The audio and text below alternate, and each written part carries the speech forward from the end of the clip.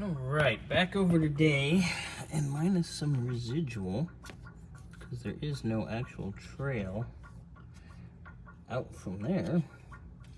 It's just residual. We're filling it with coolant now. As you can hear, it's kind of percolating a little bit.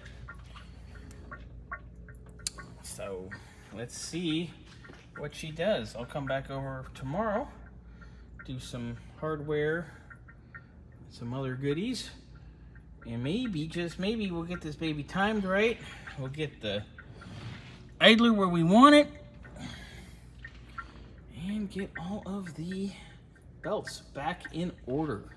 Had them on before, and then we kind of had a little oopty-doopsies. So, plugging away, moving on, get that situated, and get the air cleaner on, then maybe go for a little test drive, even if it's just around the block in here. Be nice.